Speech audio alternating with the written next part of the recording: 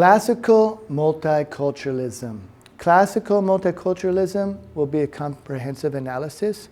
It's going to look at the good and bad in all cultures. Of course, it'll look at context as well. It's going to look at morality, values, regardless of the culture, the nationality. And it's going to look for growth in all human beings. Now, in neo-Marxist multiculturalism, basically it's going to say, well, here's a whole long list of, again, different critical identities, and we'll criticize, we'll say it's wrong, it's bad, anything that's associated with the West and what they consider to be the power structures of the West, even when it's not even true or no longer true, because it's still static. Again, many of these ideas are from the 1930s, 40s, 50s, even 60s, 70s, and a lot of them just no longer apply. Let's look at some real examples.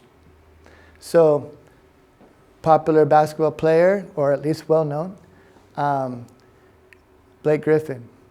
So, his father and his mother. So as we see, we have what we call a mixed marriage, or sometimes interracial marriage. Now, are we going to look at Blake Griffin then and say he's black? Do you say he's white? Do you say he's just one culture? Do you just define him? Is he oppressed? Even though he's really big and strong, handsome, celebrity, very, very wealthy, very talented. Or is he privileged because he has a white mother? Can the black father only talk to him, or can the white mother only talk to him or understand him? And what about his kids and their grandchildren?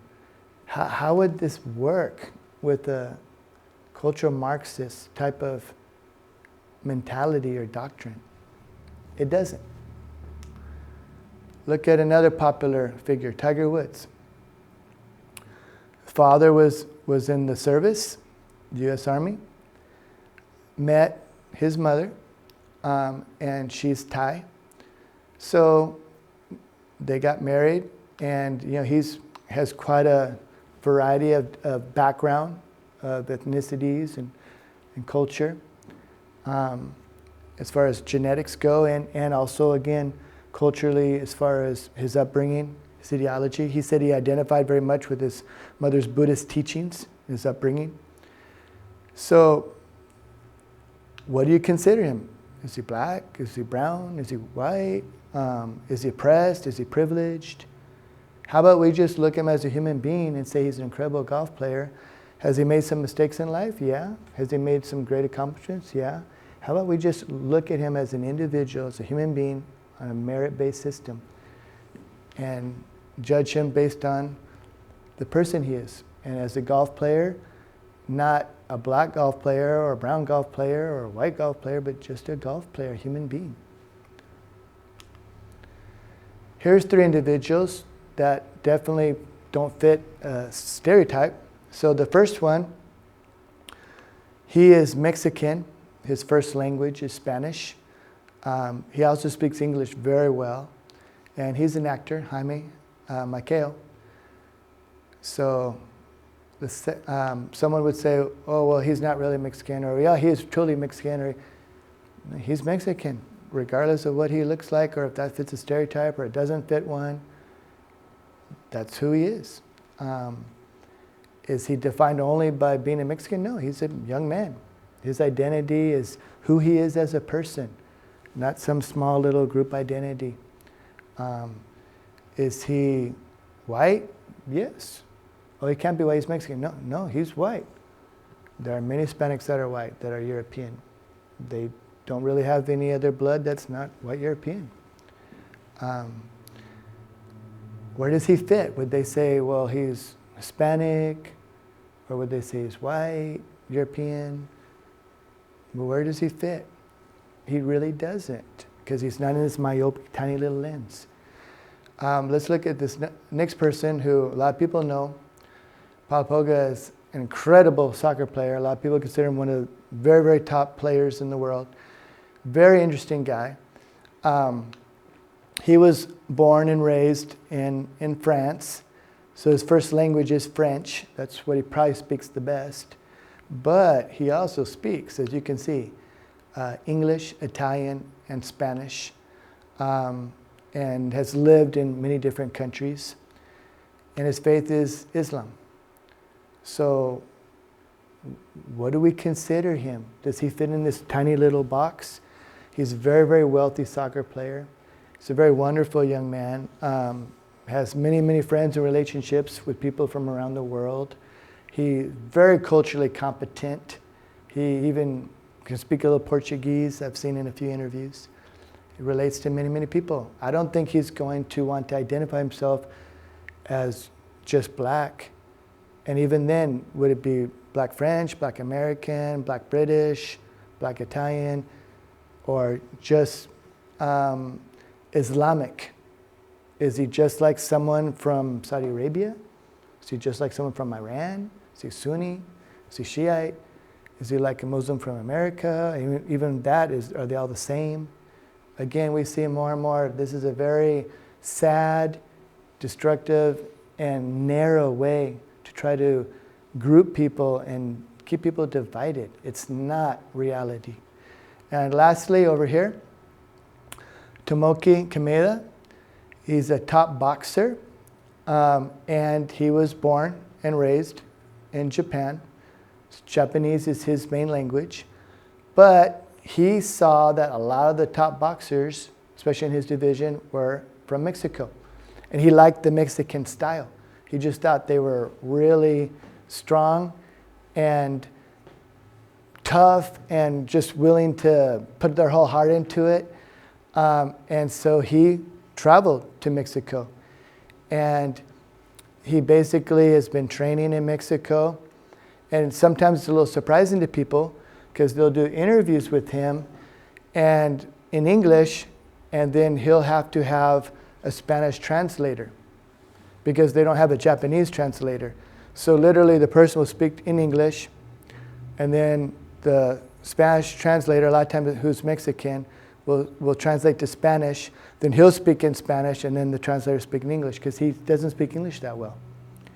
Does he fit in? Is he just Asian, or is he Mexican? Where does he fit? He doesn't. He doesn't. He's a human being. They're all human beings.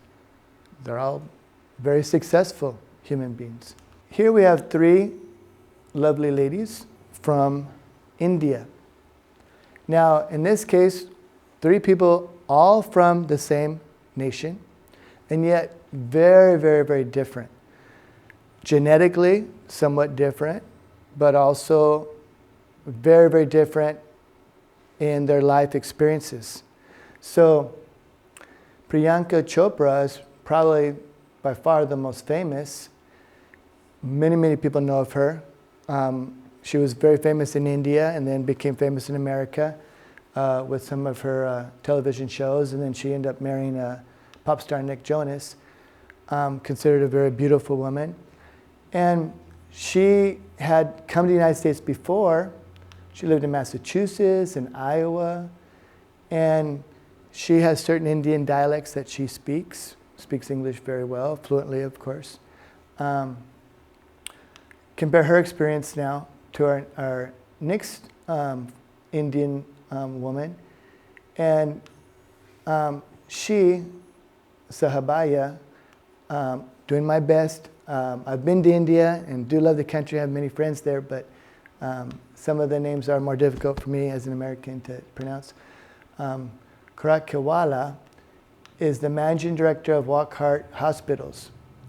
She also speaks English very well, very educated woman, has worked very hard to get to the top of the business world.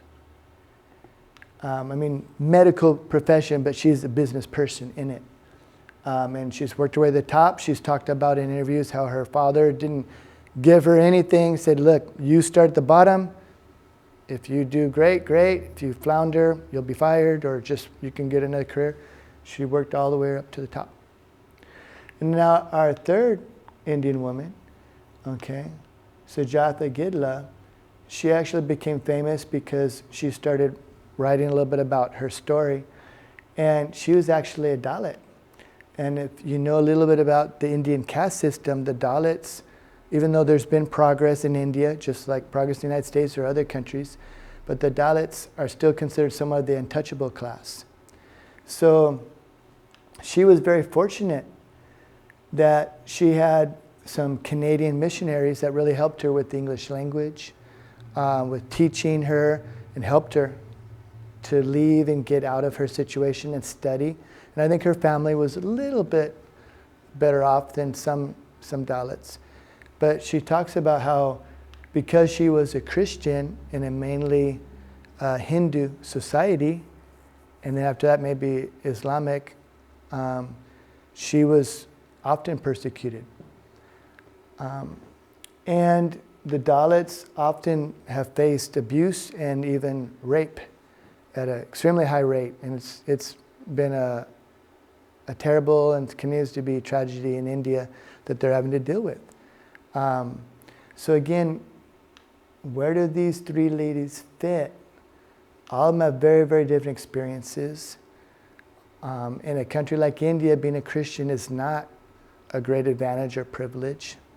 You know, Hinduism is the main religion. Outside of that, it's going to be a little more difficult. Do we say that they're all the same? Oh, they're all the same because they're from India. No. Just like someone who's white and a person who might be wealthy or a business person or raised in a large city is going to be very, very different than someone who's white from West Virginia, maybe really poor. Maybe not, but definitely West Virginia is considered usually amongst, if not the most poor state in the United States, and a large white population, and a lot of them are coal miners. Same thing with someone who's black, who's raised in a city compared to someone who's black, raised more in an agricultural area, or by the beach. Same thing with someone who's Hispanic. It goes on and on. We have to stop defining people this way and understand that human beings are incredibly malleable, and it's our brains that allow us to have our personalities, our intelligences, our likes and dislikes, and where we live to develop different cultures. So in closing, what Alan Hidalgo Education Consulting seeks to always do with our educational materials is to create classical multiculturalism, a universal, positive, inclusive, objective approach to be able to say we can learn from each other in different cultures, we can grow together, there's good and bad in every culture, strength and weakness, and once again, culture is not attached to a skin color or to a race. It's an ideology, it's a set of beliefs, a set of morals, a set of customs, traditions, etc. And it's fluid, and people can change cultures, add cultures, subtract cultures.